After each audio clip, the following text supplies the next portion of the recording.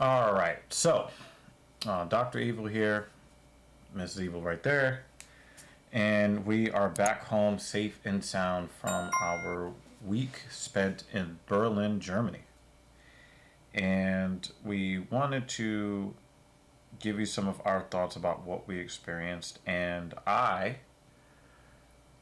will tell you why I think New York City could be a better, easier place to live if we implemented some of the things that we saw in Berlin. But first of all, let's give you your props. Look at this one right here. She completed the Berlin Marathon. Take it off real quick. Look at that. Got my medal. Look at that. Look at it. Nice heavy metal. Heavy metal. It was a nice birthday present too. Yeah, she ran the marathon on her 37th. Mm-hmm. And you seem to be getting younger every year, physically speaking. Trying. I mean, you recovered very, very quickly from the race. Mm-hmm. She'll be running the New York City Marathon soon. It is Saturday now. This race was last Sunday, so my first run will be this Monday. So I'll just take a week off. Mm-hmm. Thing 2 and I have been doing a lot of walking since we got back to New York. So that's been good recovery for me. My feet don't feel like crap as much as they did in Berlin. I'm ready to run again, I think. All right. So, I want to ask you about some of your experiences through your own eyes of how you perceive Berlin, especially relative to what you see every day when we're here in New York. As someone traveling to another country, first I found it easy to navigate the country. We come from New York City, so I think that we have a little bit of an advantage coming from a place that is so busy and a place that relies so heavily on public transportation. Where if we go to another place where public transportation is their main form of, trains, buses, that's their main form of travel, I think it's a little easier for us to adjust to that place. It was fairly easy for us to adjust to that. In London, I found that pretty easy in Berlin, even though we didn't take the train as much as we did in London. So it was nice that they had that sort of system, even though we did do a rental car. I found these supermarkets to be easy to navigate and very similar to the supermarkets here, because they do have Aldi's out there, which we also have over here. It's the same company. So just from that perspective of, being a foreigner, me being the one used to interacting with other foreigners here in the States, it was interesting being on the other side. Right. And being the person who is not native to that area or the language. I found people to be reserved, but not rude. I think you described it as people were just going with their blinders on, but if you needed to interact with someone, they were not rude, or some people voluntarily interacted with us if they saw that we needed some assistance. I found that the customer service staff to be very friendly. So everyone walking down the street very reserved and serious, and they're going about their business, versus someone who is at the cashier or a restaurant or a service worker who is very, very cheerful. Even the lady at the car rental place, really cheerful, which caught me off guard in a good way. I wasn't expecting them to be rude. I just didn't expect her to be as cheerful as she was. Right. Is all. That makes sense. From the driving perspective, I did not do any driving. Dr. Evil did the driving, and I very much appreciate that, because I'm happy being the passenger. I'll drive, but I'm happy being the passenger. I did have the anxiety of someone not letting us into traffic, or someone might not let us into traffic coming from New York City. Because usually when you are about to change lanes, I find myself checking as if I'm the driver as well to see if the person next to us is going to allow you to change lanes. It's just like instinctual now, coming from New York. So I found myself doing that in Berlin, and then realizing that I didn't need to do that because A, there aren't as many cars on the road even during rush hour, and B, people are going to let you into the lane if you put on your turn signal. So that was interesting. I would go back. I really enjoyed myself in Berlin. It was colder than I thought it was going to be, so my body had a little trouble adjusting. It's not that it was super cold, but coming from 75-degree weather to 65-degree weather with wind and rain, it was a little difficult to adjust, especially on race day. Probably have some other thoughts later, but initially, just broad overview. I really enjoyed myself in Berlin, and I would return eventually. I'd recommend it. So I'm going to try to take some of the points and address some of them. You talked about how people kind of have their horse blinders on a little bit. I've heard in the past people talk about the difference between people from Los Angeles versus people from New York. And I've heard people say that people from LA are nice, but they're not kind. And then they'll say that people from New York are kind, but are not nice. And I've never been to California, so I can't really speak to that comparison, but I will tell you one thing. I learned that here in New York City, people here are neither nice or kind.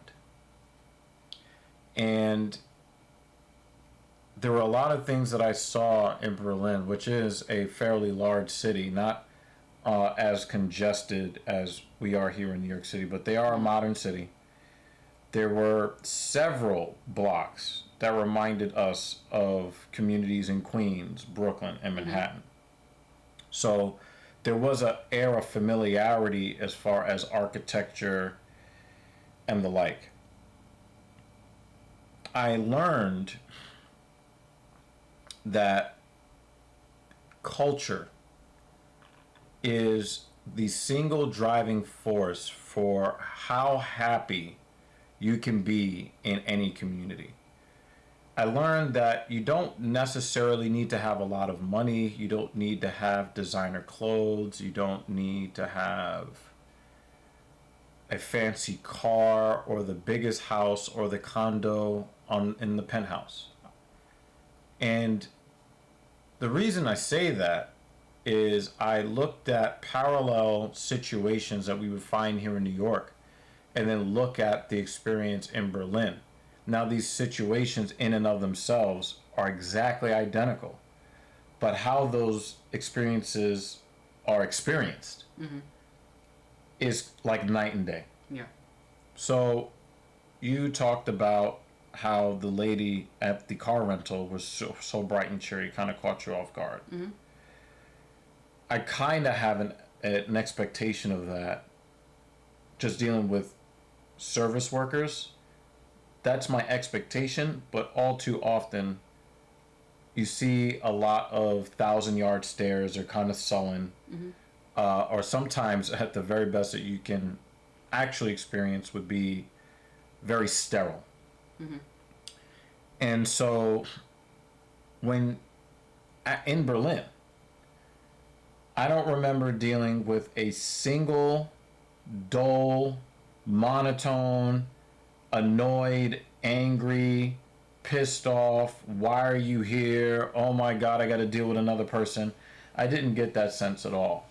No, I didn't get that either. At the supermarket, there probably were the least cheery, but it wasn't, I'm not cheery because I can't be cheery. It was more of a, from my perspective, there were only 2 registers open and there's long lines. and I got to get you out of here as quickly as possible to get to the next customer. Have a good night. Right. Sort of Exactly. thing, yeah. Right. They're professional. They're professional. Right.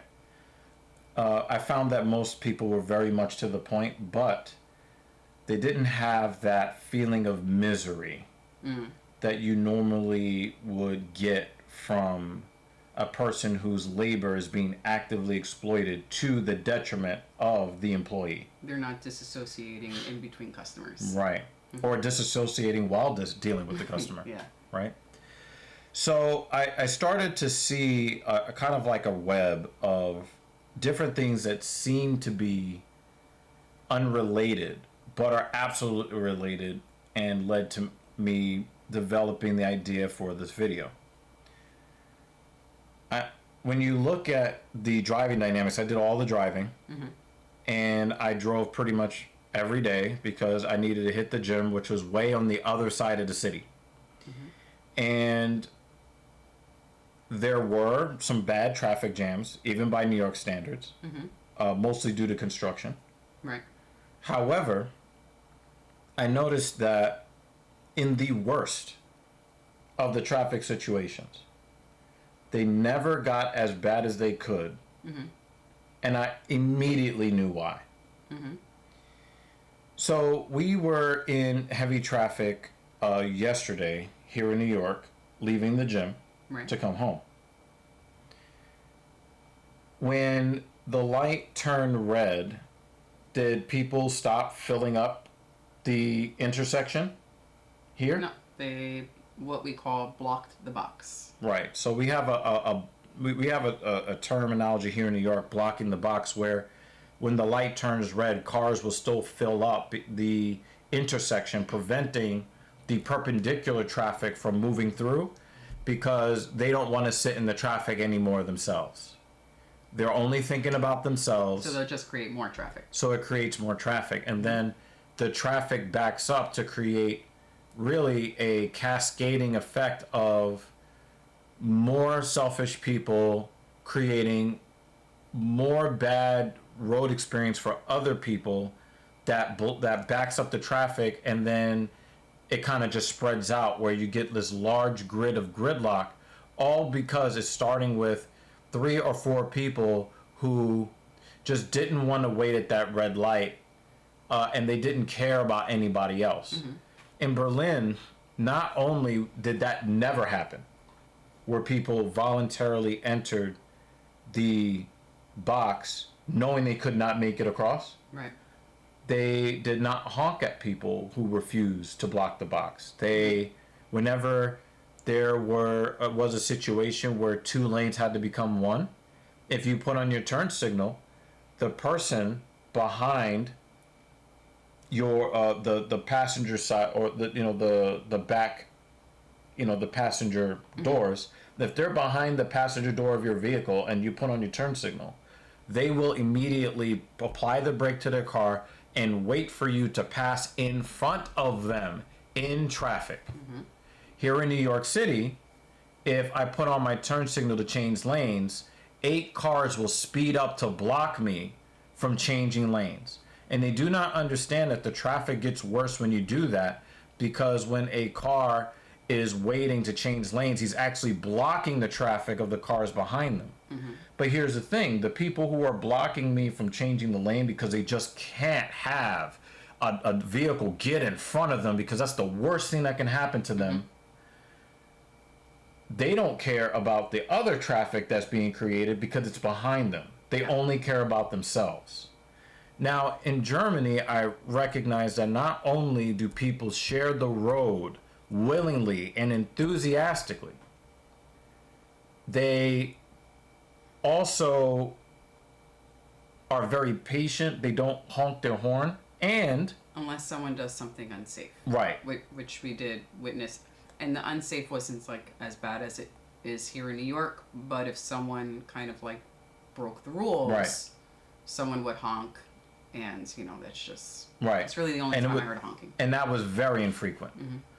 But I understand that the driving customs are tied into the fact that if you're not on a major thoroughfare, there are a lot of streets where there are no stop signs and no street lights and nobody panics. You will notice that there are many streets in Berlin that are not on major thoroughfares that don't have stop signs or street lights. Now, for me, that was nerve wracking. Yeah. But I very quickly understood why they don't have street lights everywhere. They don't have police officers posted up everywhere. That is because the people of the community are expected to make common sense, unselfish decisions. So they don't need to have their hand held every step of the way and being told, well, this is how fast you can go on the street. And you can only make this type of turn. And we need to create a whole bunch of weird stuff in the street to prevent you from running over pedestrians and bicyclists. Or if you are an adult, make adult decisions. And we're not talking about selfish adult decisions. We're talking about if somebody else has the right of way, it is not going to cost you to apply your brake and get home 11 seconds later. And what ends up happening is when you have that mental approach, you actually end up getting home sooner, because when everybody in your community has that type of approach, you're not dealing with being delayed by someone else's selfishness. So when you're unselfish, you think it's costing you. Yeah. But when you put unselfishness out into the world and other people throw that back at you, you benefit more from everyone being unselfish because you get more people giving you that benefit. Yeah. And the only thing you have to do is do your part and be unselfish in the moments where it's necessary. And you actually gain more back. Yeah. But here in New York, it's every man for themselves. Yes. I only care about myself. And I am willing to endanger your life for my own perceived benefit. In Berlin, it is the exact opposite. And you can see, because I know that here in the United States, we are very critical of their high taxes and their high minimum wage, and their fast food workers are not homeless and they should be homeless. Fast food workers should be on the streets and miserable. And we should have massively mega rich people just taking advantage of everybody because it's capitalism.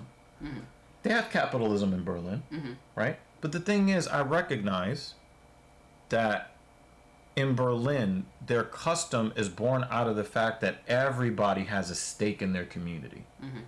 Everybody has a vested interest in the liberty and the pursuit of happiness of not just themselves, but for everybody that is walking to the left or the right of them.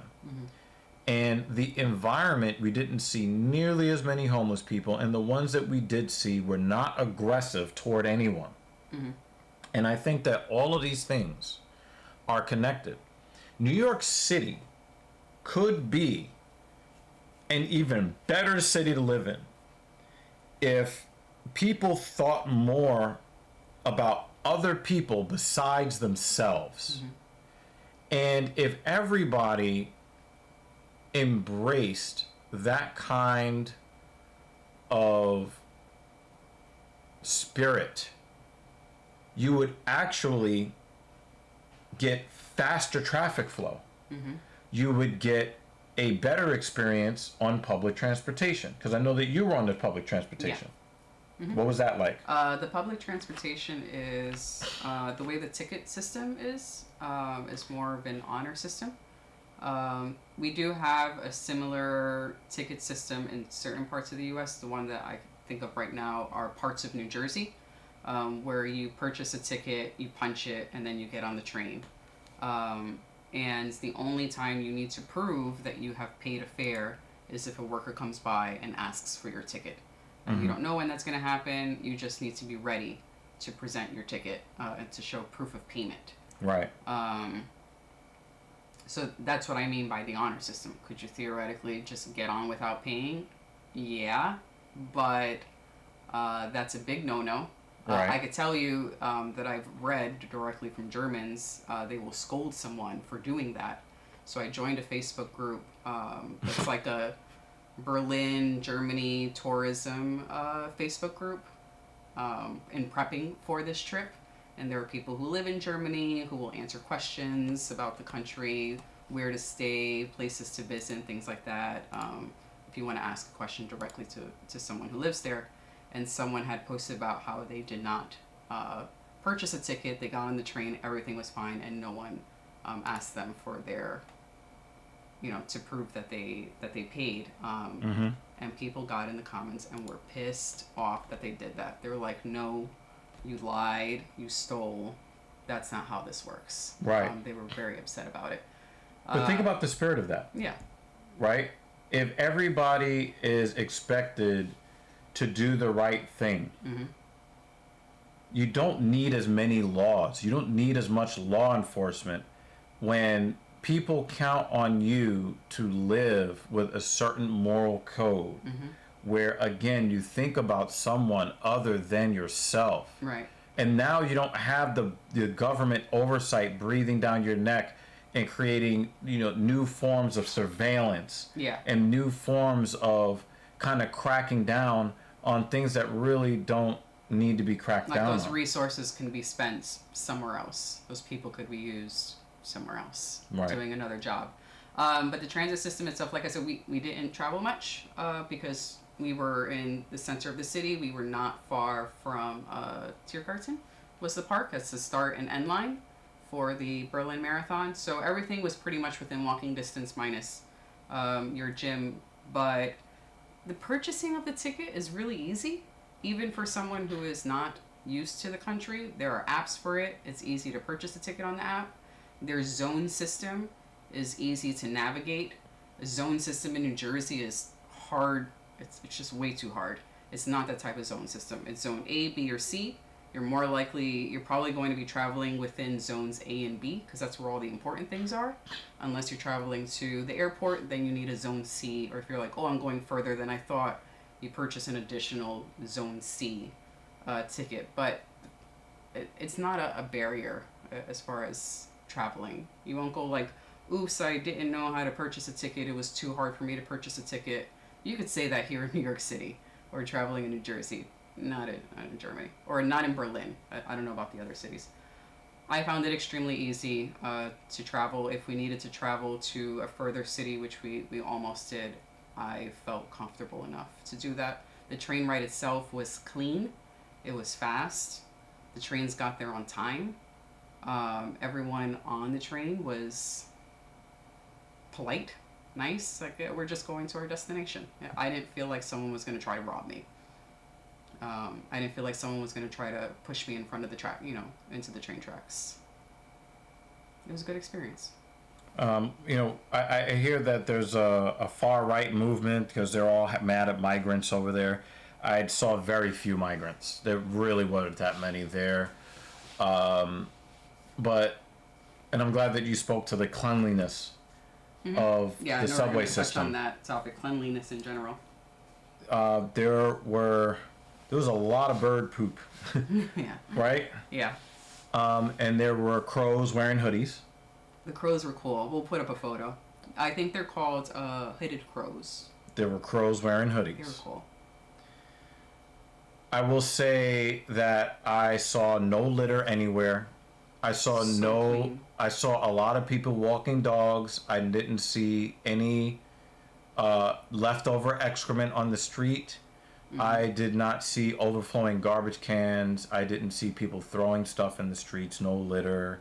I didn't see vast camps of homeless people attacking people and making people feel uncomfortable. But no rats. No, not a single rat. Not a single one. Thing 2 and I did walk past. No roaches either. And mid walk, as when you were at the gym and we, there are some parks nearby, and we're like, oh shit! I realized we have not seen a rat. Like everything is still, And us, we're used to catching something at the corner You of have our our eye eyes, yeah. because there's probably a rat scurrying past, or a squirrel or a chipmunk. Right. But something is scurrying, you're always catching it from the corner of your eye. And I didn't see any of that, and that also caught me off guard. Of like everything is so still, Right. and it smelled. You could smell the trees, Right. smell the grass instead of garbage. Right. It's one of the things I like about traveling outside of the city, even if it's in upstate New York. Like, ooh, nature. Yep. And I look at all of these things, and I do want to touch on the Autobahn because obviously that's it's such a dream. It was such a dream come true that it was never a dream of mine because it was always a myth to me, the Autobahn, right? Yeah. And obviously the Autobahn is not a speed limit free system of roads. There are parts of it that are speed limit free. The vast majority of it is somewhere in the 60, 80, 100, or 120 kilometers per hour zones. But you would think that with cars having that kind of leeway that they would go crazy. Right. Everybody drove like they had some sense, with the exception, and I drove there for a week. I could count just 3 drivers that were weaving in and out of traffic like assholes the entire time. Everybody else, no matter what the speed limit was, acted like they had some sense in the vein of thinking about somebody other than themselves. So the asshole drivers were the outliers out They're there. extreme outliers. Here, the considerate drivers are the outliers. Right. Or if someone does let you into traffic, as maybe we're driving to Queens, and we're both like, oh my God, yeah, thank you so much. Right. Or you hesitate. You should, take that lane, fairly quickly because they're letting you in, but you hesitate because you're like, no, you're not really letting me in, are you? Yes, you are. And even the assholes on the road didn't make any dangerous maneuvers. Right. They were selfish maneuvers, but they were not dangerous. They stood out from everyone else. They were not willing to sacrifice your life to get 2 street lights ahead, like they are here. And so the driving on the Autobahn, you would think for cautious drivers like ourselves, could be a potential nightmare. It was anything but. Right. And so my greatest takeaway from this experience is these are 2 large cities with a bunch of people. It wasn't really racially homogenous there. There were a bunch of different types of people there. You can have a city that works really well, that is relatively quiet for a large city. Yes. If you have a place where the customs start with looking out for yourself alongside looking out for other people, and treating your neighbor as you would treat yourself, does not actually confer any disadvantages against you. And when you cut corners and try to get over on people and get over on the system, you don't actually get any real benefits to your life. When we have people who evade fares here, because like you said, it's on an honor system there, well, there's a large percentage of people here who evade the fare. Yes. But if you look at the status of our public transportation and how run down and miserable it is versus over there, it really just underscored for me the possibilities that New York could have if people thought about making sure that everybody participates in the economy, that everybody feels like they're a part of the community. Because when you have people at the very, very top who are divorced from everybody else, and the people at the very, very bottom feel like they are forgotten by everybody else, you create an environment that is hostile for everybody at the bottom, the middle, and at the top. You don't need to have everybody making several $100,000 a year. There weren't a lot of rich people in Germany, in Berlin. But you had people who may not have been very friendly, but they were kind to each other, and they were cognizant of the needs of others. They were, um, I'm losing the word, but they looked out for other people, Mm-hmm. and We're unselfish. they were very unselfish. And if we here in the United States can borrow a little bit of that, it will go a long way towards solving some of the things that make us miserable in modern day living, and make us a little bit less miserable, and actually create an environment that is more pleasant to live in, whether we're having economic or social issues or not. Mm-hmm. I'm glad we went. I'm glad we got to experience other cultures, other countries. We watch a lot of YouTube, we see a lot of TV shows, and that's one thing. But actually being there and experiencing it, I've wanted to do that for a long time, and I'm very thankful that we are able to do that. I'm very thankful that we are an amazing group. I have amazing travel buddies who tolerate my crazy running trips, and I promise the next one will not be a running related trip. Maybe. This has been great. This has been great, and I can't wait for the next country. So if you guys have suggestions of other places we should visit, whether it's running related or not, I would love to hear them or read them. All right. Well, down in the comment section below, we want to hear your perspective of some of the places that you've been. If you've been to Berlin, Germany, what you experienced. If you've been to New York City, what you've experienced.